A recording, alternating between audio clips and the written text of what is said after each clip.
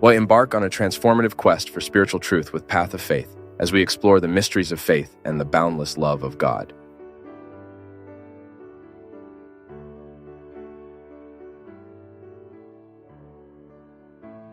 Father, I am Catholic. I have been widowed for 9 years. And whenever something bad, some problem is about to happen to them, I have dreamed a lot from my husband, and in the dream, he tells me that my children need me. This situation has bothered me a lot. I would like to know what you think about it. We need to take a distance sometimes when it comes to the dream. What we have with those who have died. The messages we receive from these people.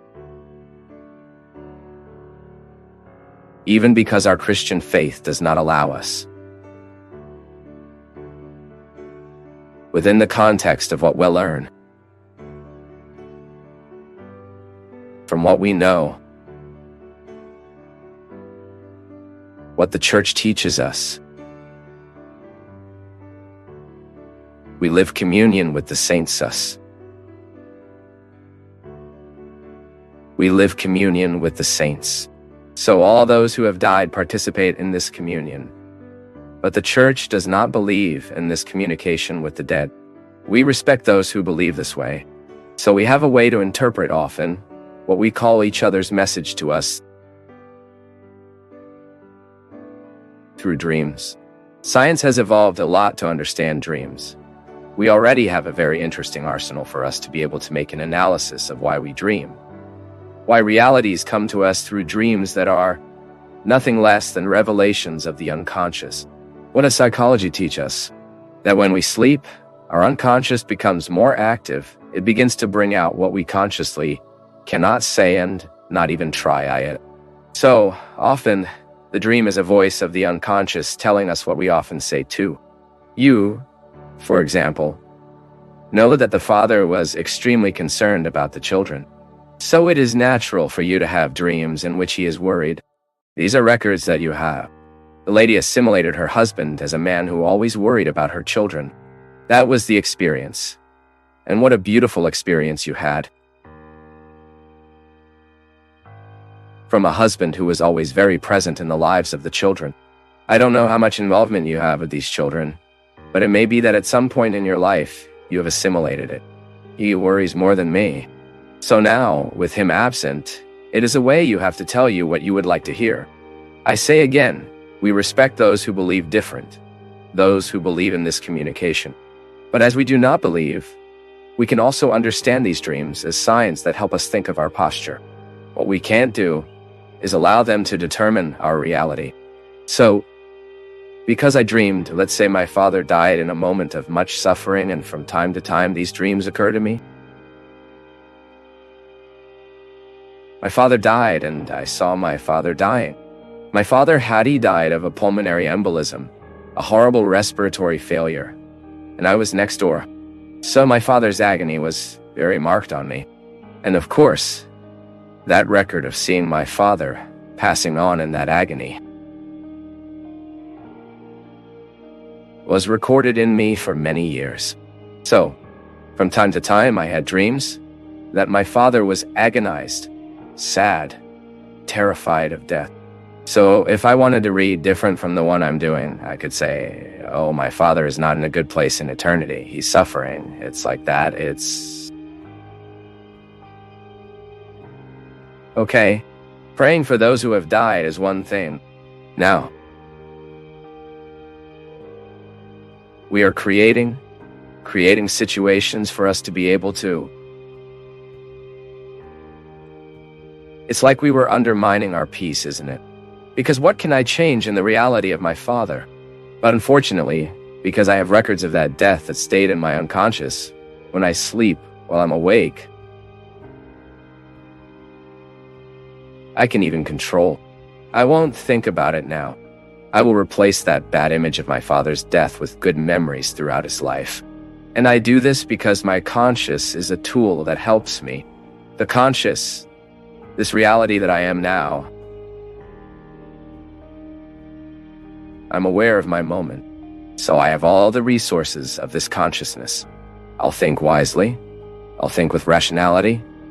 I'll put it no. The dead do not come back. The dead will not be able to do anything here now. Equal to be afraid who has died from. You rationalize fear. Why am I afraid if I know they can't go back and do me harm? So this is my conviction. It may not be yours. I'm talking to those who believe just like me. I believe that all the memory of the dead in me can tell me. Why? Because this is an unconscious record. The other does not die fully. It is inside us through the memories, the longing, the love we love. So I will have it. So the moment I sleep, I lose this control. I usually say that at dawn I lose 70% of my intelligence, because sometimes I wake up and think every nonsense, every absurd, that I don't think throughout my day. Why, it seems that I am in fragility, that at night, at dawn I woke up and at that moment I cannot take sleep again. So it seems that there is a window inside my intelligence that makes me think absurd nonsense. So White is sizing the problems. They get much bigger than they are. At dawn, the problems get much bigger than they are. It's impressive. That's why we need to manage these moments well. Then fine. When I sleep, I lose this control. So my unconscious throws out all that is stored in IT. So the memories that two have from my father dating in that agony return. And sometimes, only time is correcting it from us. Donna Maria. So, be quiet. Ask God to make the unconscious of the lady throw everything out. Everything that was badly resolved or well resolved. That we keep everything so that, gradually, this presence of her husband in the life of the lady becomes natural. Becomes a beautiful longing that will no longer provoke these discomfort you. And I know exactly what you are talking about, because I lived a lot in my life, with the death of my father, and then with the death of my sister.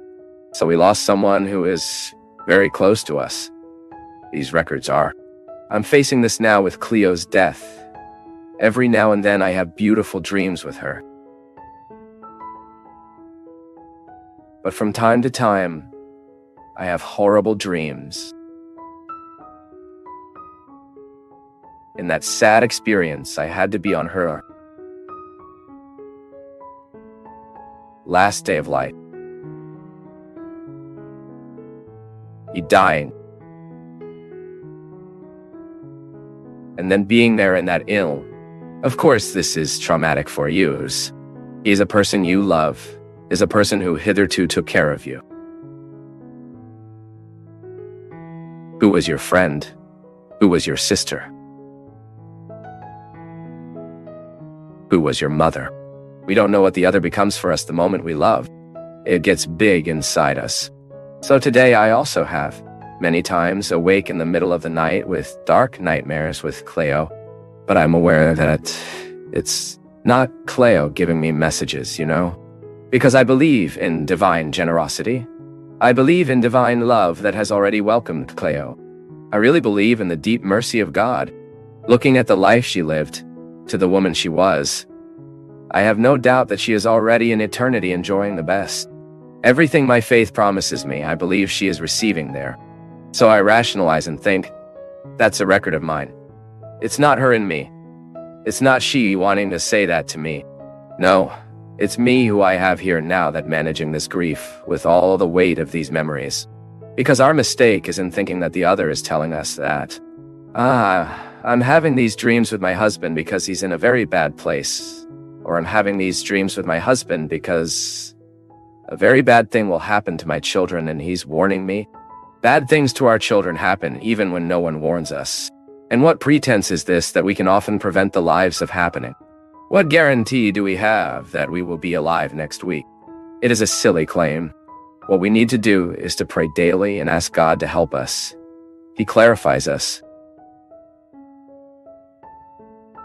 so that we have the wisdom of making the best decisions. Decisions that will bring us health, which will bring us life, that will deliver us from the dangers that we need to ask. So the dream. It is a record that belongs to me. It is not the other who is giving me a message through dreams. I say again, you have the right to think differently from me. You have the right to believe different from me. This is how I believe. This is the perspective that Christianity gives me. Catholicism, in a special way. Catholicism tells me that I am telling you what the Church teaches us, that dreams in line with science are records of the unconscious. They are messages that our unconscious sends us. Okay, you can give this dream a mystical dimension, but it can never allow it to be a determination of the one who died over your life. So, the other does not have this possibility of doing this. I believe that when we begin to humanly investigate our phenomena, we tend to better solve things. I am very afraid when human issues are treated supernaturally, being so natural in us. It will always be a danger to treat human issues supernaturally. Why? Because we give up human resources that are favorable to us, including science, psychology, helping us understand the meaning of dreams in our lives. Otherwise, we become a little wizard, right? We will give supernatural meaning to what is not supernatural. We have deep respect for supernatural realities, but we also need to respect natural realities. I think it is a very intelligent way of life and incarnate faith.